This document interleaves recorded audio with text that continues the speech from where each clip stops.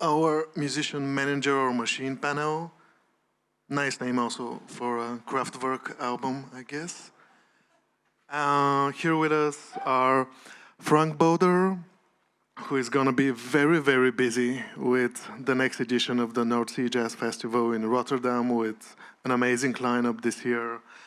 Alf Olofsson of Berklee Valencia, who also has a big experience as a manager with a great curiosity also for the Eastern European scene.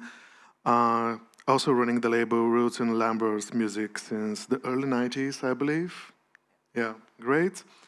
And also hometown hero, Georgi Linev, founder of Kanwakan, a project which started in LA, Sofia band Womb, which is getting more and more international attention, and the Samudiva Music Association, which focuses on artists just starting out their careers. And pretty much the title kind of invites several questions about what the music industry is today or tomorrow, because definitely music is in a weird place right now. Maybe it's always been in a way, but there are a few challenges which feel like very unique maybe for the present day. There was a Nick Cave song which went like, it's strange in here and it gets stranger every year. So it's a bit like that. And you're all people who have done quite a lot of different things in your life through the years, through the decades. And at what point of your life you kind of realized you were maybe pressed by the circumstances that you have to be more than one thing, more than the bedroom genius, more than just a musician? Start? Yep. I think when I was 12, around 12, I started playing in bands. And most of my fellow bandmates were very happy just playing together once a week, and I wanted to perform. And if you're young and nobody knows you and you want to perform, you have to be more than just the musician. So that's when I started trying to get gigs for my bands. And which worked at some point. We did performances, and I played in bands for about 20, 25 years, and I always did booking of my own bands. Of course, as soon as you start booking, you also need to do bookkeeping. And you need to work on your promotion. And so I was always, in the beginning of my career, or when I was young and studying, I was trying to be a musician, but I also did all kinds of stuff around it, like pretty much, and this is quite a while ago, this is 45 years ago. So it's pretty much what you hear these days, that musician needs to be more than a musician. I've always felt it like that, yeah. How do you think this process, what are the similarities and the differences between trying to book your band somewhere 45 years ago and now? There's some, I guess, obvious differences, but do you see this process as easier now to get this kind of a kickstart energy, or I don't know? It's both. It's easier because all the automated technologies allow you to get things organized much faster, much easier. You don't need to send a cassette tape and wait for a week. You don't need to, the whole making a photo and promo stuff. Everything's like this right now, so it's going a lot easier. On the other hand, it's become much more difficult because the world is yours, right? As a musician or a band, and you can just talk to anyone, you can send stuff to anyone, so it's much harder to get through, to be recognized and to stand out. And I experience that every day. There's so many bands, so many great music, so many musicians, and how do you stand out and how do you get attention? That's the main topic, I guess, these days. And that used to be a bit easier. And Alf? Well, to me, it's very simple. I started very young as well, like 13. Played in a punk band, and we were so happy if we got a gig at a local pizza joint, Now, like, I'm an old man, with a lot of experience. So now I start to realize that like I can reach out to other kind of venues, you know. It don't necessarily have to be a music venue. It can be a art museum, it could be whatever. I can just make things happen. Now I understand that I can make things happen. At that stage, I was just so happy to book the local pizza place, you know?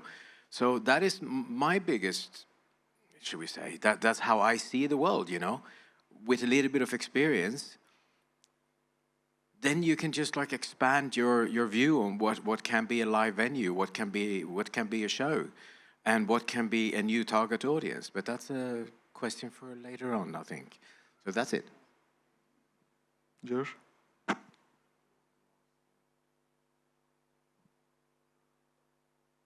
Check.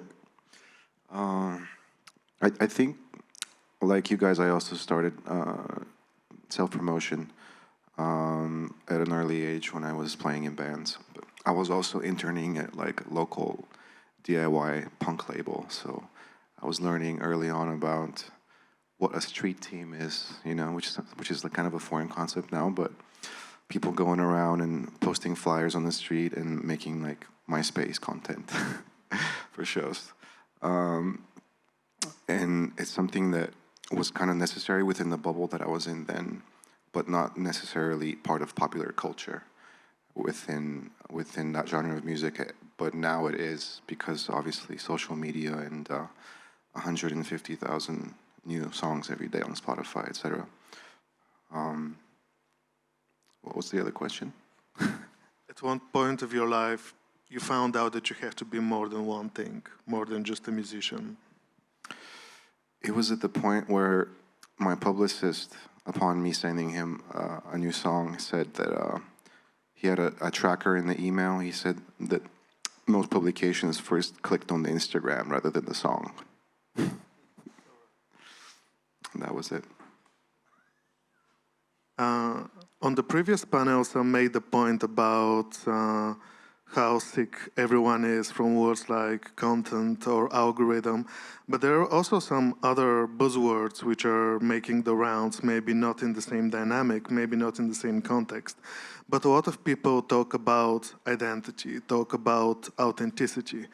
And after all, if we showcase more identity and more authenticity, we're more musicians than just machines, for example. And what is your, I would say, what is your current day description of understanding of words like authenticity or identity? Is it changing also through the years? Did it mean something different in the 70s and the 80s? Is it different now? No, I was talking to my colleagues 15, 20 years ago about the lack of message in music, the lack of musicians really wanted to say something. And that's really changed in the past 10 years, I would say, maybe a bit longer. And I think if you're, as a musician, if you're authentic, if you can really relate to any human condition, it could be on a political field or, you know, having a message in your music, but it could also be on a very personal items about safe space, about love, about grieving or whatever. You really feel in the audience, but also as a programmer, you really feel if a musician is authentic or not. And if what's being said on music, whether it be through whatever media, I personally prefer live music. If the message is authentic, if a musician is authentic, you feel it, and it does something to you, and that's what makes you come back or listen more or stay connected to this musician. The connection is not a result of a PR campaign. No, I wouldn't say so. No. No, I feel this very strongly. I mean, that was the reason I went into punk rock a long time ago, because that was something new, fresh, and authentic. And every genre, whatever it is, will be commercial. And then there's another grassroots, underground movement that take its place. 10 years later, that will become. That's why I really are so keen on Eastern Europe now. I mean, I do quite a bit in Ukraine. I love it because it's so much authenticity. It's so much power. It's so much like just love for traditions. It's not like just looking into charts or PR campaigns or whatever. It's grassroots, and I'm born in grassroots. I love grassroots. I want that to like just be powerful, and that is what basically turned me on. It's just like, okay, here's something that is real, and when it's real, it's interesting, and I find that a lot here in Bulgaria. Like I find it in Ukraine a lot. You know, people are not that influenced by charts or Live Nation. Sorry if it's Live Nation, but like, you know, like this, people are not run by the money and the quarterly reports. They are run by the love for the music. So that's really how I see things. And why do you think you're finding this in Eastern Europe in contrast to Western, let's say? You kind of answered a bit of that, but if you can continue a bit this train of thoughts, why do you think that you're finding this particular artistic energy in this region? Pretty easy. You don't have all the major labels here. You don't have Live Nation. You don't have people who's run by quarterly reports and are really great on marketing campaigns. You just wait. When you have it, you lose quite a bit of the authenticity. So that's my point of it. Now I just made a lot of enemies, by the way, but that's fine. And George, you? The difference between being authentic and having an identity today versus in the Like, past? what is your definition of it right now? Right now, well, I feel like there's a real pressure on new artists and established artists to somehow be associated with the cause or a movement nowadays from a PR standpoint, which I didn't really notice before. When I started playing in bands and stuff, there wasn't so much pressure to be associated with the cause. And I feel like there's a lot of ingenuity in that, because a lot of artists, they feel like they have to do that in order to get seen, in order to be promoted, because the music is just not enough. And when it's genuine, it's obviously really powerful. But I think it's problematic that there's somewhat of an expectation to have to do all this extra stuff just so that someone will pay attention to your music, you know? Maybe destroying Live Nation would be our next cause. Also, the three of you are working with younger musicians in 3 different ways. What is your experience with the new generations of musicians, new generation of promoters, dare I say, entrepreneurs, and so on? Do you find, interesting or sometimes challenging generational differences? Generational differences. I don't know. I've always been working a lot with young musicians just coming out of conservatory or not having gone to conservatory ever. And I always like dealing with young musicians. I mean, of course, the older generation musicians are maybe a bit more organized, or they have like, in the jazz field, maybe they're with better agencies or management companies or whatever, but I still find them very approachable, though. And with young musicians, I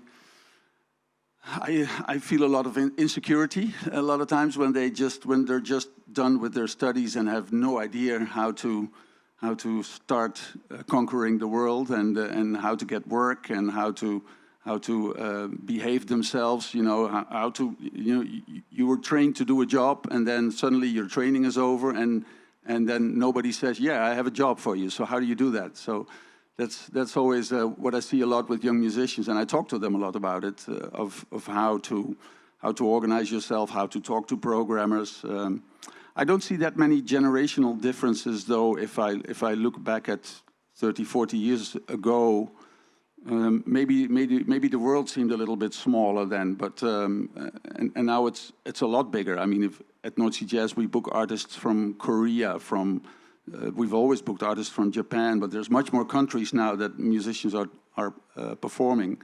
So the world has become smaller, but it's I don't see the differences that much. Younger musicians, of course, are easier with all the social media stuff. I mean, I communicate a lot with musicians through my Instagram page or through Messenger, or let's not talk about email. That's a drag. But so there's more communication with them. That's for sure. Yeah. I totally love what I see now with the younger generation, because they have so much energy and they have knowledge. There's a lot of knowledge out there, and they have the self-confidence to go out and actually do things. Like I just mentioned, I were over in Ukraine, and I saw this festival. This is wartime, and I saw a festival with 4,000 people, all organized by very, very young people, so well organized, good like programming. Everything was like as good as I could see anywhere else. But when I met the team, I was just impressed, because there was no one over 30, and they were just like on the ball, and they have something that a lot of my generation don't have. It's like the total tech savvy part, where everything was run by apps, and their whole communication was done over their phones. And I never seen so advanced tech as I saw in Ukraine, and they know how to use it. And I was just so impressed. And another thing is the authenticity that we talked about before. I saw a lot of that. When they did their programming, they didn't look as much as like, okay, how many tickets are we going to sell? Which is important for every festival. They had a really great booking out of like authenticity. And then their whole marketing campaign was around like, if I can call it the brand, they're like, okay, this is what we do. This is how we do it. It was a new way for me to think in a lot of ways, and a lot of new like angles on how they looked at the festival, and how they branded the festival more than the actual acts playing, which was very, very interesting. So yeah, I do believe that like from the younger generation, we have tech savvy, but they're very, very authentic, and they're very true to their cause. That's what I really love to see. Do you see differences there between the musicians that you work with in Valencia and the musicians over there? Oh yes, very much so. Of course, far more politically updated, and far more proud of heritage, and they use their culture of a tool for a bigger cause.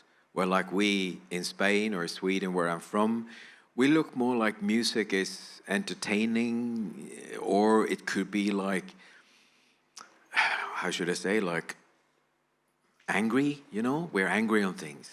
But they were just equally angry on certain things. But they were more focused on like, yeah, but this is how we fight that enemy. This is how we actually preserve our heritage.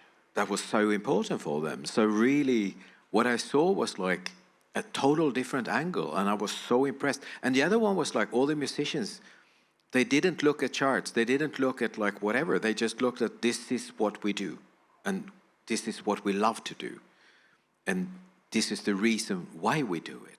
I mean, a lot of this, do we actually think about that today? Why we do things? How we do them? Good. Because I find that to be like put in somewhere in the back room. Yeah, we do it because we're a little bit angry, you know? No, like just really think why you do things, and how you do them, and how you present them. So I found it to be very, very interesting. To me, it was eye-opening to be there. So. And I guess you found a bit of that punk rock spirit. Tell me about it. Yeah, there was a lot of good spirit. There was a lot of like energy. and very interesting because it's a lot about heritage and culture. And to me, that was just amazing. And you're actually now working with quite a lot of young bands through the Samujiva Association. So you can also talk a bit about also your perspective. Generational differences. Or working with people who are at the beginning of their creative path. Well, one of the main things I notice is that there's like a conscious effort to be totally ignorant of industry norms and breaking the mold. Because like when I started making music, it was still like the MySpace era, and everything was dependent on gatekeepers. You know, if you were going to get a show, you had to know someone, you had to, you know, have a publicist, you had to look for a label.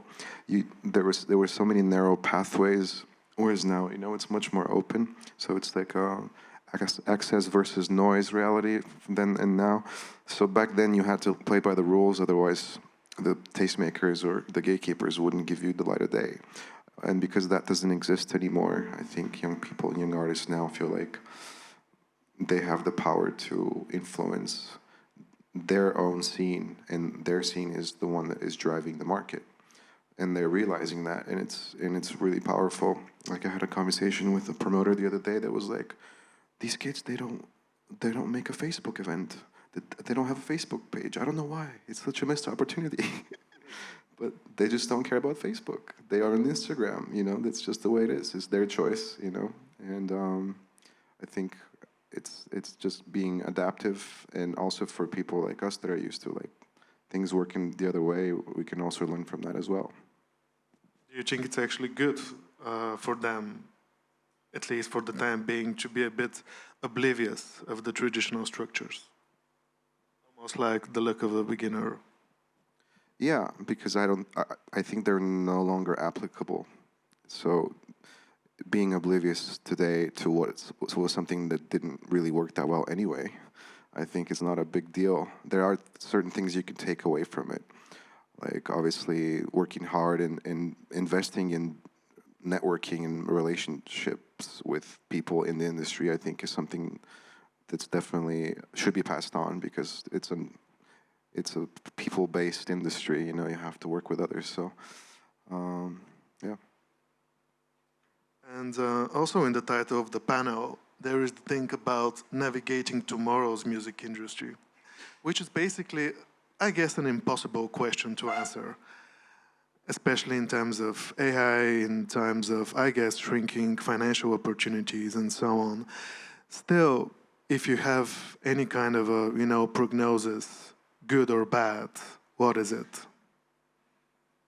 Or let's say, do you think that music media or music professionals, are they missing something about tomorrow's industry that you think you understand better given your experience, and you would like to give some context on that? We'll probably know afterwards if we were missing it. I've no idea if we already know it now. I know that AI is being used a lot more. In my company, there's one person especially made free just to focus on that. One thing that worries me about the music business and where it's going a bit is, and there was also yesterday on one of the panels was a topic that, I mean, there's so many more possibilities for bands to do big shows in big venues, and the money that kids have to spend on a concert. If you want to see Kendrick Lamar and it costs $150, $200 to see him, how much money do you have left to go to smaller gigs of smaller bands? So that's one thing that worries me a bit. It also, I would say the only answer to that is cultural offices and countries and municipalities spending money on culture and making sure that it's available for young kids and for people, you know, on a lower cost basis, instead of only doing the very commercial high ticketed shows. We also see it at North Sea. We see it as and in general the festivals in the Netherlands. I mean, artists can just pick these days. I want to do this arena. I want to do that arena. I want to make so much money here. I want to make so much money there. So for festivals, it gets more and more difficult to secure headline slots for artists because they can just pick wherever they want to play and then make it a tour themselves. And so that's a challenge for us in these days. And I love the way that many of these big arenas, how you can present an artist there. I mean, I would love it. Just one concert, one artist, having the best sound, the best light, the best visuals. But for a festival, like in my case, we need powerful headliners to draw enough people in. And that's really a challenge in these days of the music scene. And that's becoming bigger and bigger, I see. So wherever you have the arenas popping up everywhere in all the countries, it gets more difficult for festivals to secure headlines. And you have to focus, I guess, one of our answers is focus more on the layers beneath, on the grassroots bands, on the beginning bands, on doing different projects. So there's a challenge there. But I have no idea where this is going, but it keeps us worried. Yeah, because basically it's an industry that thrives on exceptions. There's the Kendrick Lamar, but will there be a Kendrick Lamar of tomorrow, basically? Yeah. There will be, yeah, of course. Yeah. No, I totally agree with Frank. I mean, he just narrowed it down to exactly what it was all about. So for me, I pray for the grassroots because even with new festivals coming up, because we can't compete. Like it's headliners, yeah, there's X amount of them. And we can't compete financially because like the audience, there must be a level where they just can't pay anymore. So I hope again for a new punk rock wave or whatever wave we're talking about, another wave of like authentic bands paving the way in a non-commercial way that will be commercial, but like still something that like can create a new movement for us. Because I look back at the 70s, like when Led Zeppelin and other big bands, they sold all the tickets. And then we saw the punk rock and everyone was just like, well, what's that? And then that become Clash played like Madison Square Garden. I mean, for me, that was like terrible. But then I saw the next movement come and like, great, fine, fantastic. So that's all I hope for. The good thing, though, is that what I hear with programmers, but also from audience, people are always looking for something new, right? They're always looking for new sounds, new perspectives, new artists. There's always this. I go to concerts a lot in my venue also, and I always talk to people about, I heard something new. This is great. I feel this as one of my responsibilities, to share with people that follow me or that I talk to. Have you heard this? This is great. That's a super new musician. Follow him, and that's something that's ever going on. Luckily, and that's what keeps me. There's worries, but there's also the certainty of that people are always hungry for new music, new artists, new experiences. Unless you're old news by your third single. Oh well. And you? I already forgot what the question was. I'm sorry. It started with something about AI, right? Not really, but I'm very, very, frustrated with everything AI. But your vision about what is tomorrow's perspective towards the music industry, the thing that's written behind me. Tomorrow's perspective. Yeah, I mean, there's something really interesting going on in, I think, DIY culture nowadays. And I think having been in the scene for a while and being still part of it today with some new projects, I feel like that's really where the passion is.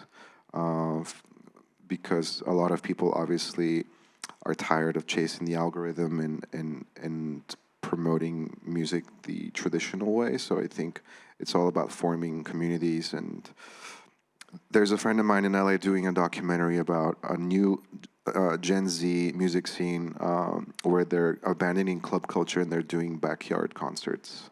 So that's like a widely spread thing now in LA where bands are gathering in backyards and playing music, which is something really cool. And it came out of the frustration of being a musician in LA, not being able to book a show because no one wants to take a risk and and have you played their club in front of 10 people? So I think now it's like these sorts of ideas are really kind of driving a new movement, and I think DIY is really how I would define it. Can you in Berklee train musicians in better DIY-ship? Look at how many sofa sounds around the world is run by Berklee students. So yeah, we do. And I guess before we open the Q&A session, something that you mentioned about booking acts from all over the world and the world feeling sometimes smaller but bigger maybe in terms of acts you book. And for example, your curiosity in Eastern Europe. Do you think that nowadays there is still a bit of a barrier between East and West in terms of, let's say, the perspective of a Ukrainian or Polish artist being booked in, let's say, a festival in Germany or the Netherlands or the Belgium? Is it still, you know, a thornier path in a way? Well, I find that like it's easier for me to sell a band to a festival from Ukraine if it is very authentic to the Ukrainian heritage and it has maybe like a still sing in Ukrainian, for example. I work with an artist called Marina Krut, and she basically, she sings in Ukrainian. She asked me once like, don't you think I should do one song in English? I said, no, don't do that, please. Because people love it. It's authentic. This is your heart. You can see in your face, in your way of playing, that you feel what you do. So please keep it like that. And we can use that to our advantage. We can like really say that like, okay, but we can do things. So when I see Bulgaria, I mean, I like to see any kind of genre, but with some kind of like traditional elements in it. That makes me happy. Don't necessarily make him or him happy, but it makes me happy. That's what I look for. And I always think like this, that if I like it, there must be more people liking it. So it's down to how I package it and sell it, and how I kind of like, I try to not just put my bands in venues, you know, like, or festivals as such. I try to find like, are there any new places we can play? Is it a art museum that is in line with this? With tech today, you can just easily get in enough tech to make a good sound if it's not like a big band. But I mean, Marina plays bandura and sings. That's the easiest thing on earth. So we can do shows at churches, at art museums, wherever we want. And that's the beauty of today.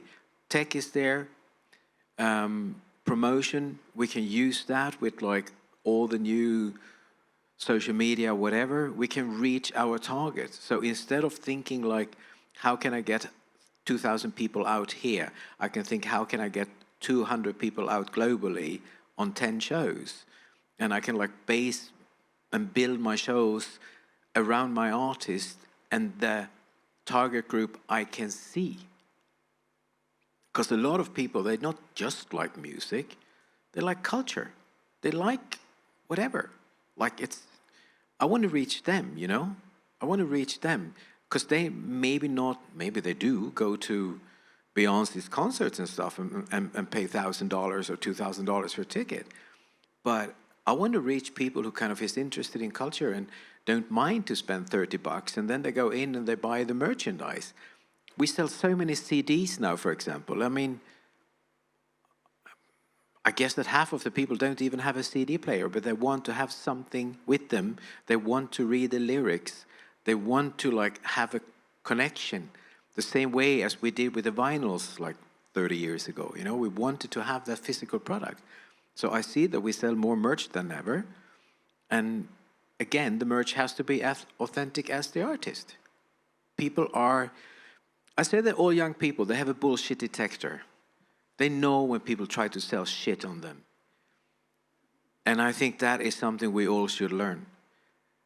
If you do give people good music in a good surrounding and good merchandise, you can live out of this, even if you play music that is not on the charts. I see so many musicians in my venue, for instance, that come and say, oh, the last merchandise was sold yesterday, and they do a show for 300 people. And many of them think, oh, well, they'll go online and buy something. And I'll have to tell them, no, like maybe 5% will. Most people want, they want a memory of your concert here to take home, and they want to talk to you, they want to have a signature. If you're missing an opportunity there. But what I wanted to say about the barriers is, I don't know that much about the barriers between Eastern and Western Europe. I know there's barriers everywhere, right? I mean, there's a huge barrier between the Netherlands and Belgium. I mean, I know famous jazz musicians that don't sell shit in Belgium, and the other way around. In Belgium, you have the Dutch-speaking and the French-speaking communities, totally different. So with Schengen, I was hoping we wouldn't have any borders anymore in Europe. Well, we have borders, and we have controls every day now in the borders. So this worries me a lot. On the positive note, I see musicians traveling the world, performing, studying. I see a lot of musicians studying in the Netherlands, in Amsterdam, in Rotterdam, sticking around, meeting somebody, marrying, getting kids, living there, and they enrichen the cultural scene immensely. And that's where my hope comes from, you know, from musicians traveling the world, going there, starting communities with new musicians. A lot of new music that's coming out of the Netherlands is by musicians from abroad that studied in the Netherlands, that live there now, and that make great new music. And some of them are really starting to get internationally recognized now. So that's the thing that gives me hope, and that goes beyond all the rules of borders and barriers and whatever. It's just musicians being eager, wanting to travel. It reminds me of myself. I studied in New York for a while at Drummers Collective when I was young. That's what I wanted to do, go abroad, learn from teachers, learn how the scene is, see how it's going over there. So, and this, luckily, is still happening more and more than ever. So there's a lot of hope there, I think. And also, from the Bulgarian perspective, I see a lot of Bulgarian musicians studying in the Netherlands. And sometimes they go back, sometimes they form bands there. Many times they form bands, and they go back and forth. Maybe in the end, they're a little bit split between two countries, but they travel, they go out, they make music, they make new fans every day. So luckily, there's a lot of hope there, I'd say. Cool. All right. I guess case in point, the future of music is not necessarily in English. And yeah, I guess that, you know, barriers still don't matter if the curiosity of the artist is still intact. And the audience, yes, definitely. So I guess we can open the Q&A. Oh, that's a lot of questions. Great.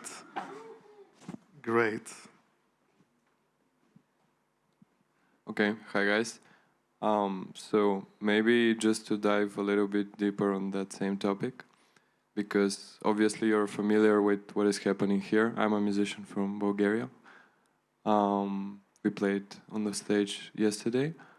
So maybe what's your thought about this? Because I can feel this barrier you were talking about. I think it exists because we have a very diverse stage here in Bulgaria, like in terms of different genres and in terms of original music, but it's really, really hard to export because for some reason the connections between our musicians or our institutions are not that good with institutions like the ones you're representing.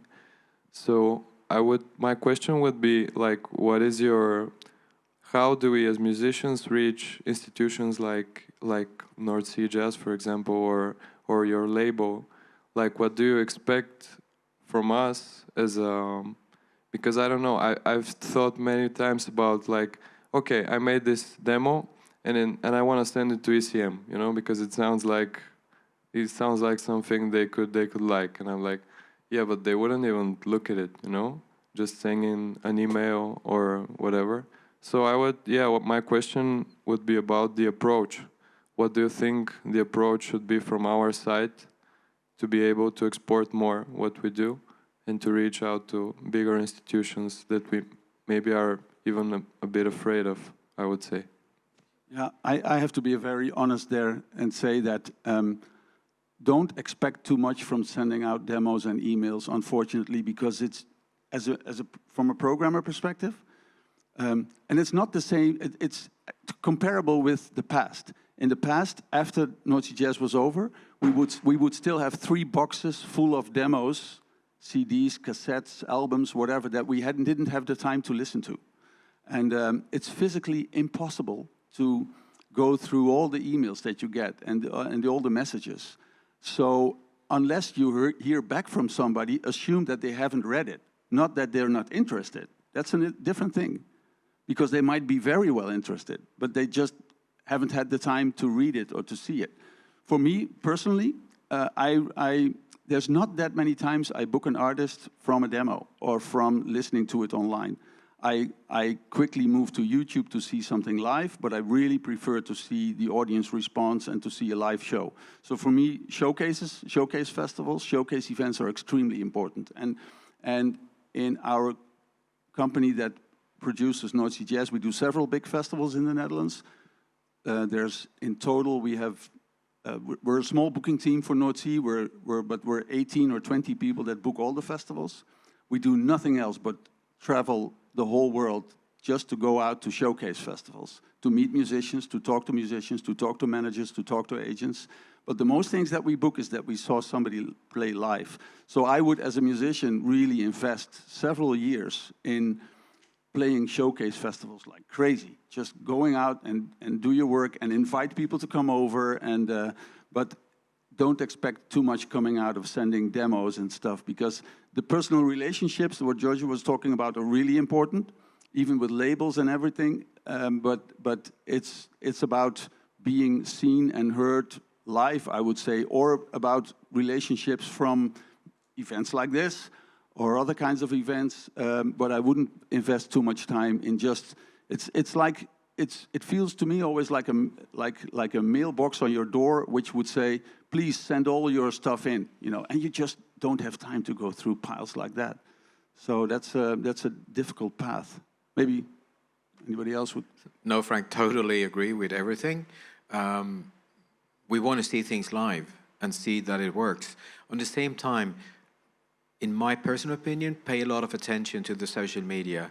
So it's interesting and it's updated, and it's because if I see a show here, for example, I might go straight in when you play, and I go in and look like, okay, what does it look like? And not as much numbers. It's more about what it looked like. Do I get a good feel for it? Do I think that they can actually do something with this? So. And I was at your show yesterday. You did a real good concert, and I started following you. And so this is how things work, right? And then still, you might not get a quick result because there's so many great bands. But I will keep on following and keep on paying attention. And once I saw a band which I really liked, it'll be more upfront on my radar. And at a certain point, and that might be next year, it might also be in 3-4 years, there might be a good time to book a gig for you somewhere. But what you did yesterday is really important. Please tell us your band. Yeah, our band name is OK Duo. OK Duo. And not only a duo, also with 3 and also with 4 sometimes.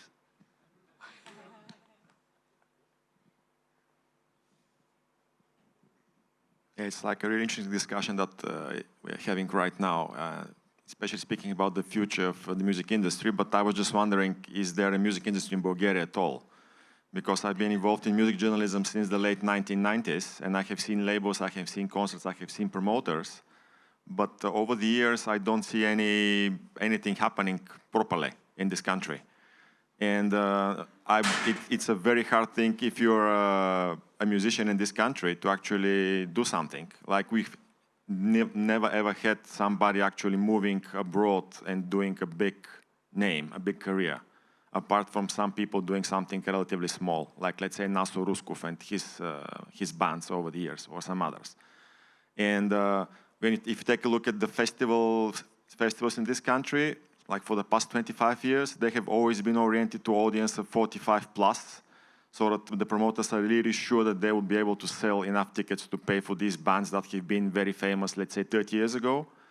And I mean, Massive Attack, it's fine that you have them in Sofia, but it's 2025, and we need something else, after all. So I'm just curious, how do you see, I mean, we don't even have somebody from Bulgaria in the panel, like Bulgarian in the panel, who has a view on this, because I'll be really interested to grill some of the Bulgarian promoters and Bulgarian music business people about how they see things going on in this country. But yeah, how do you think a country which is like 6 million people, relatively backwater country in the Balkans, should move on with its music industry, and who should be the people who will actually push for all this? Thank you very much. Who is going to take this? Well, that was an interesting one. I'm not Bulgarian, so I can't like talk for the promoters here. But from my experience in a lot of other places, it's easy to sit and say, why don't they do something? What are we doing maybe should be the question to ask. Are we musicians, people who love music, are we ready to do something? Are we ready to pay for it? And maybe all the young entrepreneurs that we all wish for go out and start festivals. When they do that, will the rest of us go and support them? Or will we sit home and say, I don't really like the music, so I think I do Netflix tonight as well? Because that's the problem we see in Sweden and a lot of other countries. There's a lot of like initiatives, young, not always young, but initiatives who want to support the local music business, the local communities, and they invest their time and their money to build an event. No one go. And then when you ask like musicians, why didn't you go? We didn't play, so I don't really go, and like I didn't really like the bands, you know, like, okay, so you're going to go and see Massive Attack? Yeah. And I think that's the fundamental problem we're talking about here. Because if people do something, like it or not, go. Give them whatever the money it costs for the ticket. Buy the ticket advanced if you can, because it costs money to run a festival. There's a cash flow that needs to be looked at. So if there's someone in the community who do something, please support them, because they need it. Then they can continue and continue. But if no one supports them, they can only lose the money once, because it's going to take time for them to recover.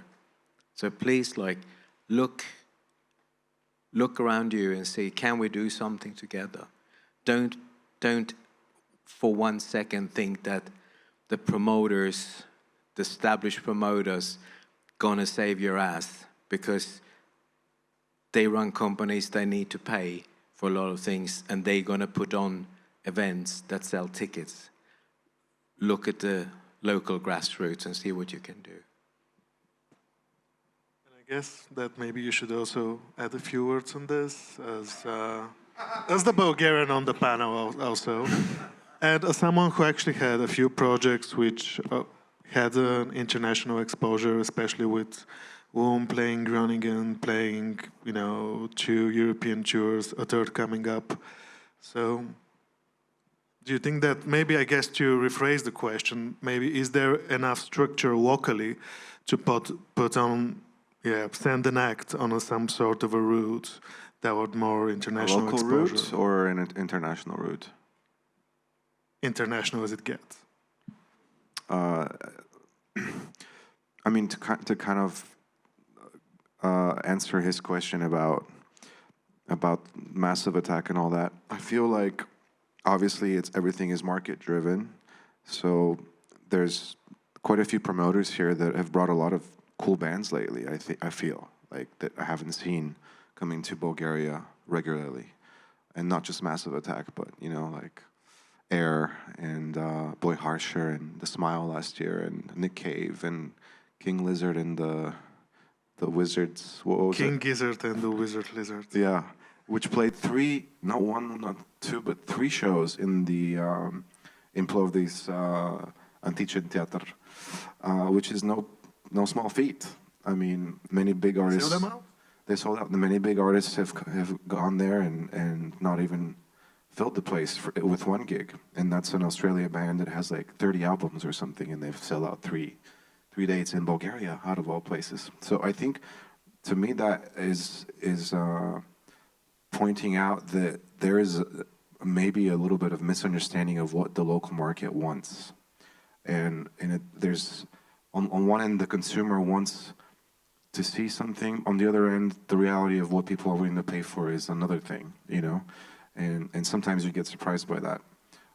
But I think, as Alf said, it all starts grassroots, you know, because obviously the new generation and younger people are the ones that are more interested in going out and getting tickets, and catering to their music tastes is obviously going to affect how things develop, but also it's like a necessary risk because you have to do that. You can't only invite acts that are like a safe choice for ticket sales.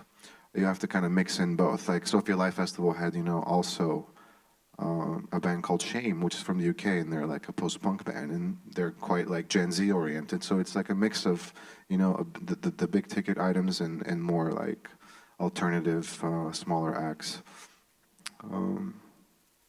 Yeah.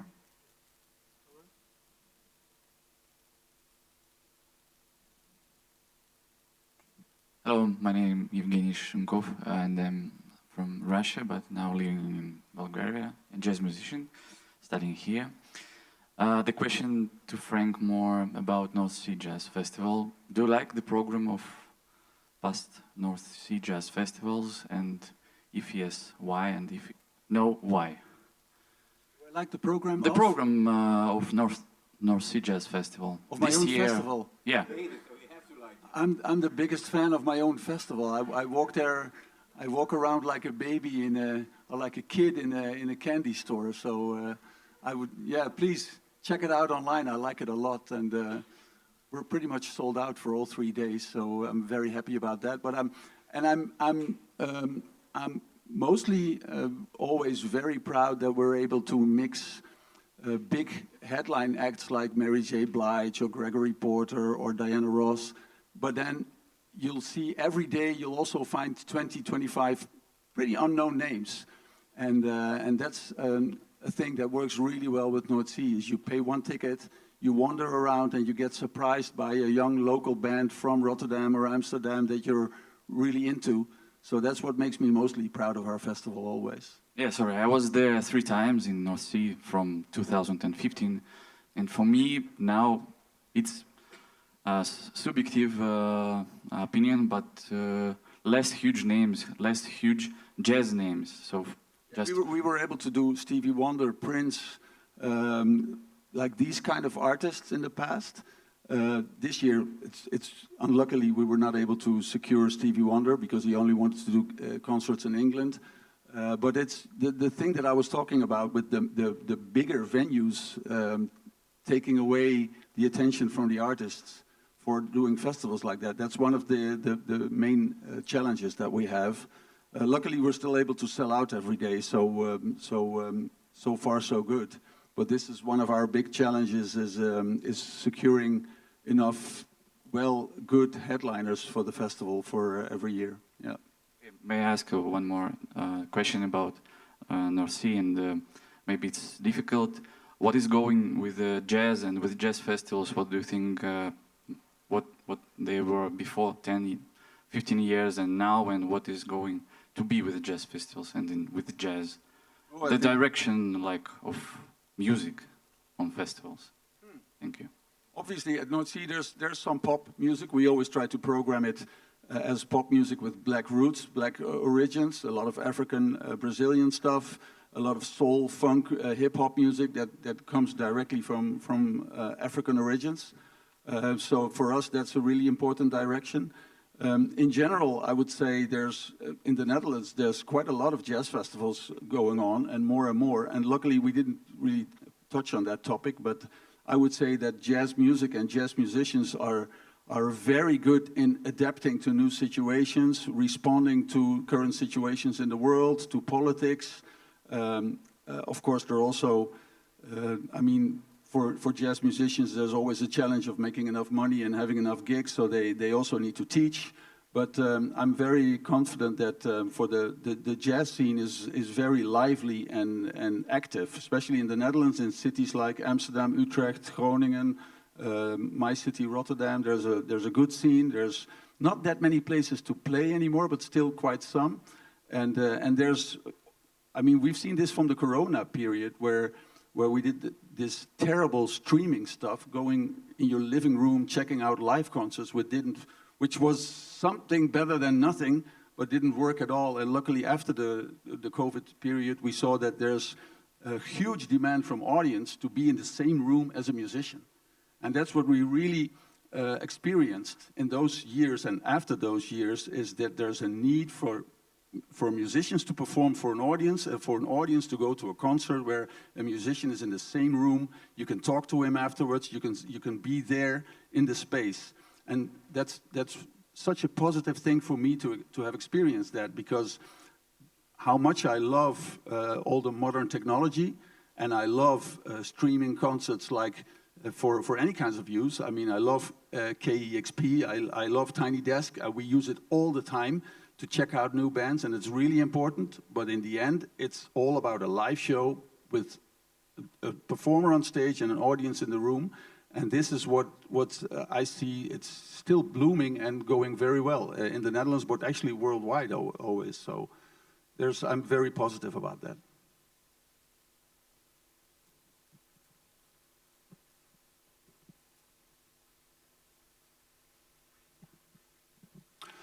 This is a great subject matter, by the way. I'm Derek. I'm here from Seattle. And I wanted to answer a question that came up before about the Bulgarian scene. And this is coming up in a lot of different places. The most important thing that you guys could do is talk about the scene. Talk about other bands. Talk about what's happening here as much as possible. Sometimes in a situation, artists think that they can only talk about themselves because they're competing with other artists. You're not competing with anybody. You want to get people to go out and see shows live. If you're not playing, talk about other artists that are playing. That's the best way you can actually build the scene in Bulgaria, so people like myself and others will come here and actually be excited about what's happening here. On your Spotify, if you guys are on Spotify, don't just talk about yourselves. It's like the analogy I keep coming into. If you're a photographer and I come to your home and all the photographs are of you, I think you're crazy. Or if you're a musician and all the records you have are of you, that's the way people are treating Spotify right now. The most successful way is to be that tastemaker, talk about Bulgaria, talk about the scene, not about even now, but the past and what you want to see happen. That is the model that is working right now.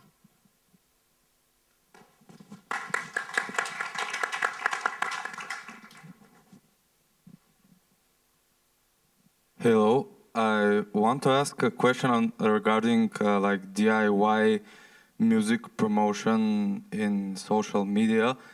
What do you think of the thing that when you put out a single, for instance, you're an alternative indie rock band in Bulgaria, when you roll out a single, should you like really make 20, 30 vertical video content on your profile in Instagram and TikTok? Like, how important really is that?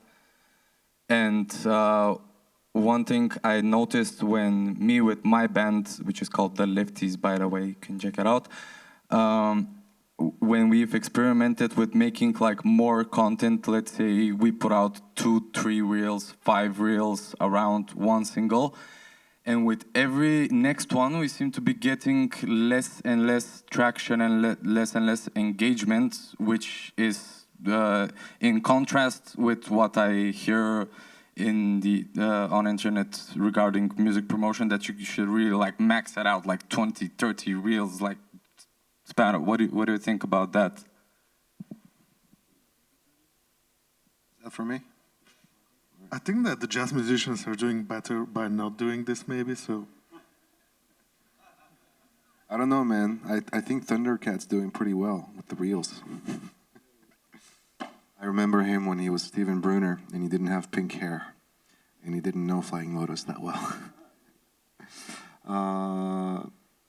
I mean, I think there's just no escaping the reality of social media and the need to promote your music online.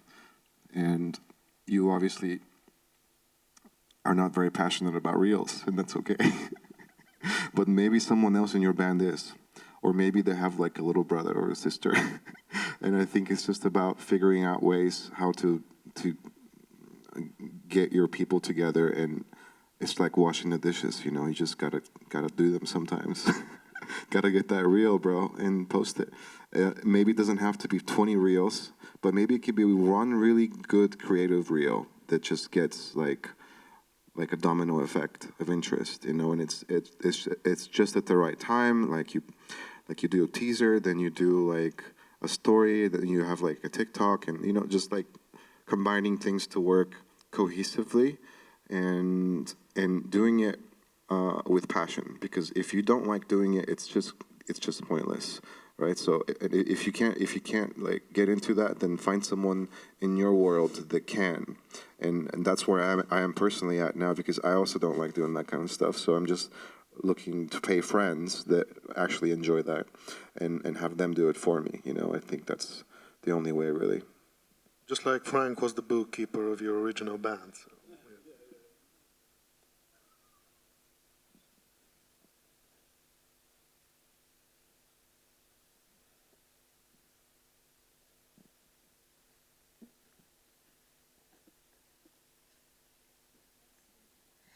Hi, I want to bring us back to earlier when we mentioned Live Nation as an example of a money-making machine. Recently, sorry, you don't have to, we can blur it, we can censor it later. Recently, there's been big artists suing it, small artists suing Ticketmaster, which is owned by Live Nation. Do you think there is hope in that? Do you think by metaphorically killing the dictator, the regime will end? I think, or is it a hopeless battle? Is there a different way to fight the huge ticket prices or the Spotify paying cents? What would be, is there any hope, in your opinion? Of course there's hope. As long as there's humans on the planet, there's hope. And really, like, yeah, I did slag Live Nation. I slagged the whole idea.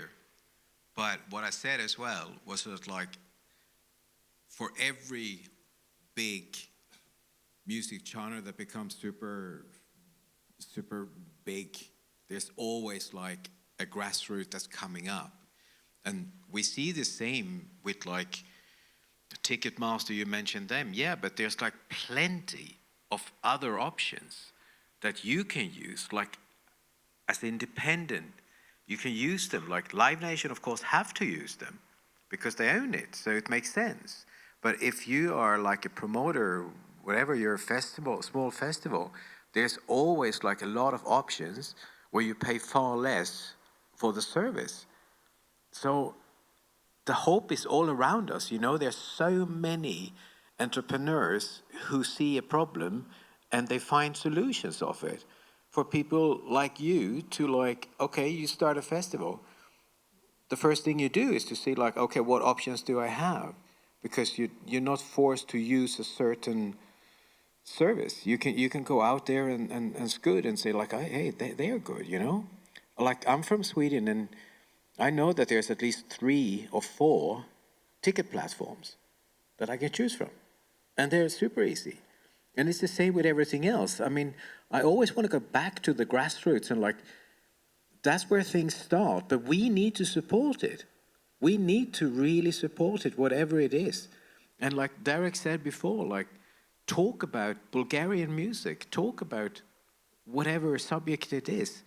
If you build a festival, for example, like, talk about every band there, help each other, like, build together. The infrastructure is there. It's just like, it's on the net. Just Google ticket service. You find it. And it's the same with everything else. And I'm going to be really honest, I don't see Live Nation as the big enemy. I see them as like, they do their thing. They do that really good. It's the same with like music education that I'm into as well. You know, like certain people, they want to have a good job, steady job. You get that with Live Nation or with a major label.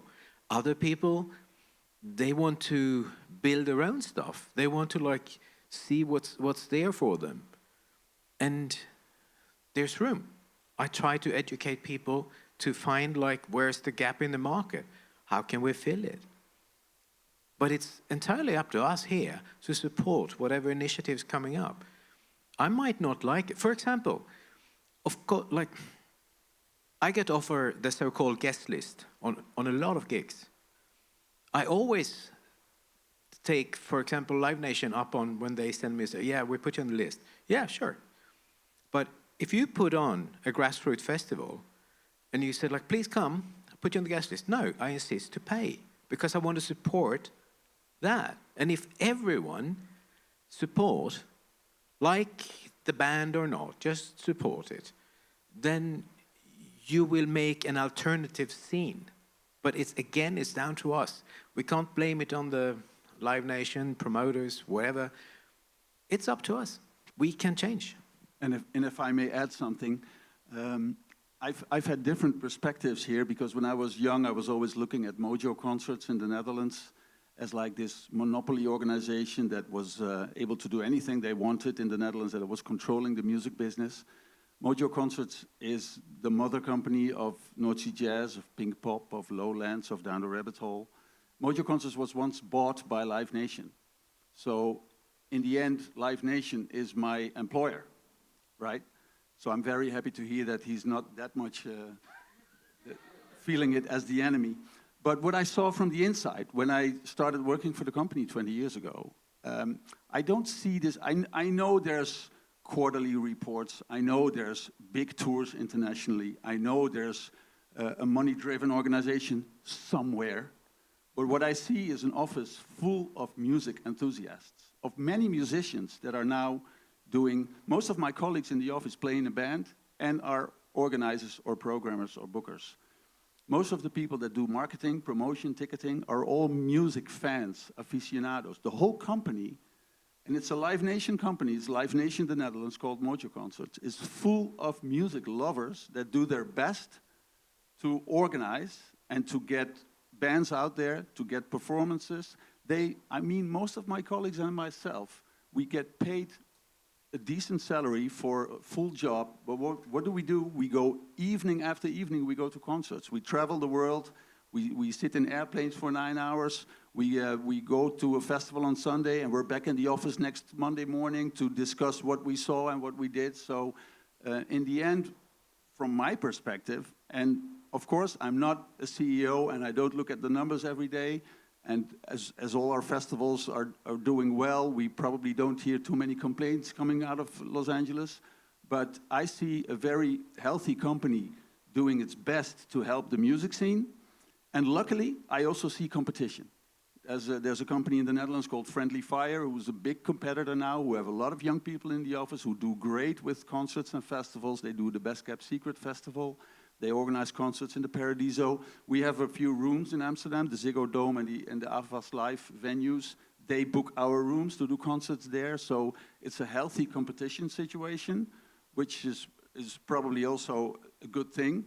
But from my perspective, I can see that I saw a lot of good parts also in being part of a structure like this. Just wanted to add this.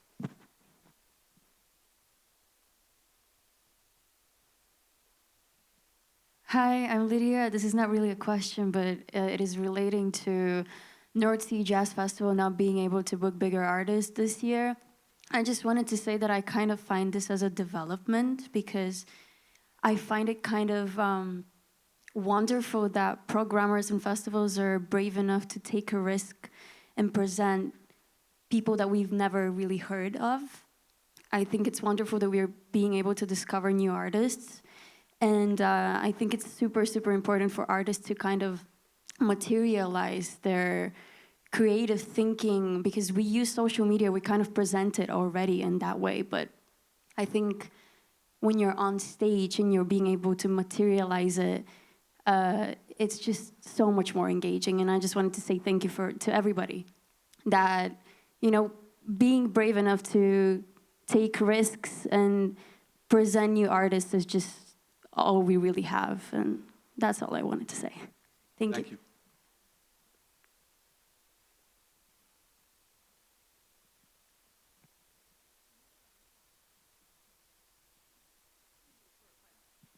Hi, just one last remark to add to Derek's point also.